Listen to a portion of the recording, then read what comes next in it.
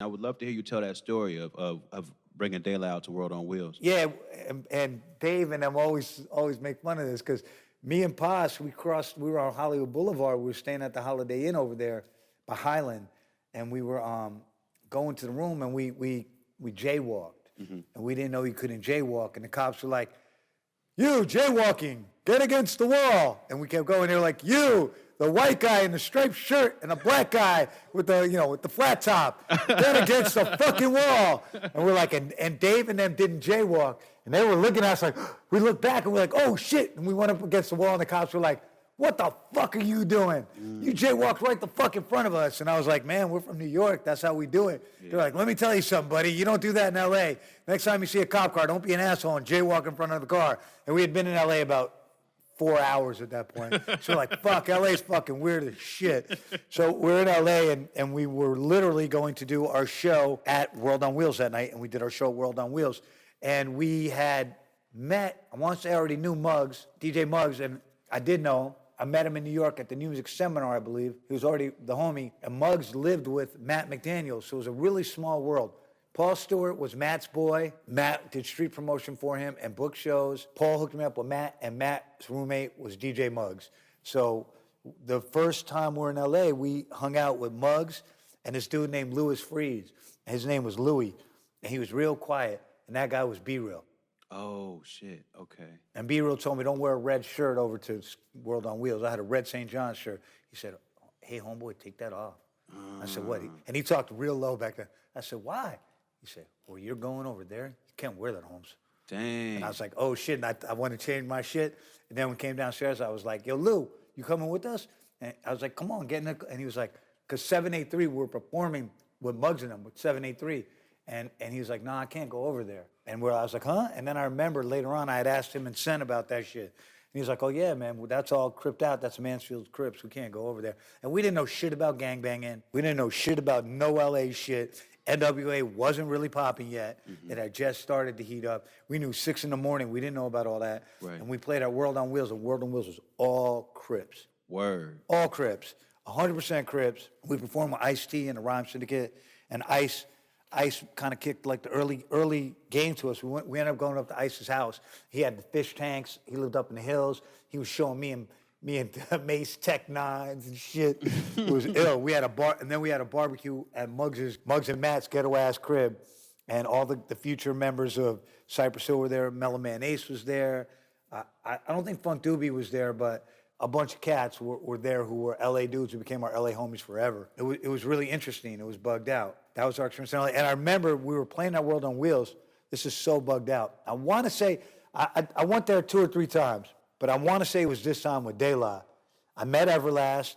He was with the Rhyme Syndicate. It was definitely this time. I met Everlast.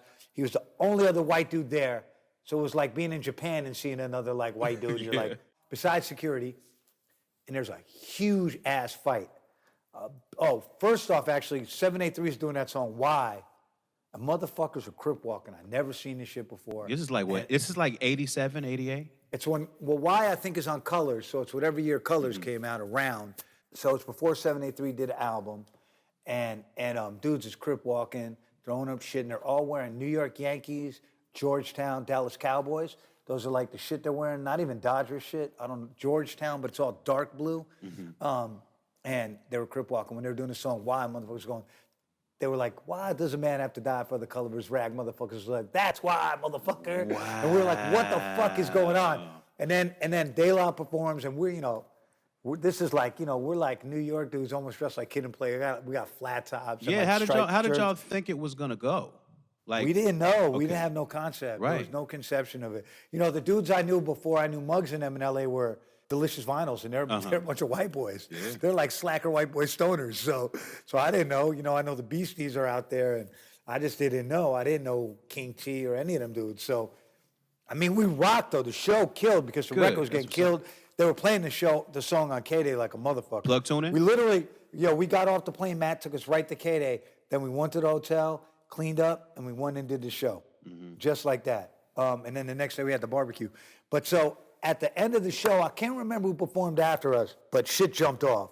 It was a huge ass brawl, a fucking huge ass fight, and dudes was fucking security up. They was fucking them up. And then they got the dudes, they finally caught the dude, fucked them up, security. They chained the doors in the club. Yeah. They locked us up in the club. Yep. We're locked in the club in the World back on room. Wheels, And, yep. Yeah, and Everlast was with us, and we heard guns going off. Dudes, and someone was like, they dumping outside. And I never heard that before. We're like, dumping? They taking shit? Like, I remember that. And they're like, nah, man, they letting off. I was like, oh, I get it. And Ice and them was laughing. Like, Henji, he's from New York. I remember he was like, yeah, I'm from Brooklyn. And I was like, oh, that's ill. And so, you know, we just got to know them dudes because we're stuck in a fucking dressing room when fucking some gang-related shit's popping off. And that was like our first experience in L.A. But we loved it. We had a lot of fun. We went out afterwards to some after-hours club that like Delicious type dudes were doing. And we seen the Beastie Boys, and they were like kind of like snapping on us. Like they didn't really know what De La Soul was yet. It was bugged out. It was a bugged out little meeting. Now I remember De La were fans of the Beasties. They're like, yo, the Beastie Boys are dope. And I was like, really? You know, I didn't know that they really liked them. And it was just, it was bugged out. We saw them at this club, the Impala. Like, we were like coming in when they were coming out. Terry B was on that show, I believe. It was a bugged out show, man. I got Everlast's number. He called me in the hotel the next day. I'll never forget that. And we invited him to barbecue, but he was like, I'm all up in the valley. I don't have a car, so he didn't come. But it was bugged out, man. That was bugged out.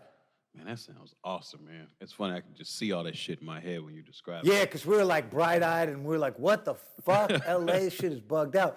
Because, you know, L.A., we don't think L.A. back then, I don't think we had a concept that L.A. was really dangerous or gang-related. Right. We Yeah, because really that was mostly just local at the time, and the people that really Colors started... was like, you know, that was our introduction to it. We didn't know about that shit. There wasn't no Boys in the Hood nationally yet. Like, you know, you just really had no way of knowing at that time. And matter of fact, I know this is before Colors came out, because I remember when Colors came out. So it's before that. Because to me, Colors is when people got to know about gangbanging. So it's before that.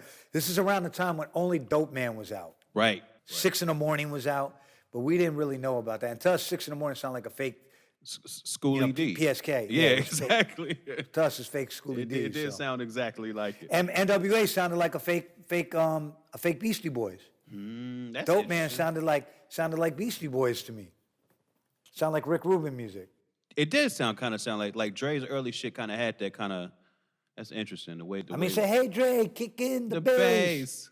Yeah. You know, and that's like you know, it sounded like ad rock to me. Damn, that's crazy. I'm gonna be chewing on that later. Thanks for watching that, and if you dug that, leave a thumbs up and say what up in the comments, and make sure to subscribe to Stony Island Audio for more.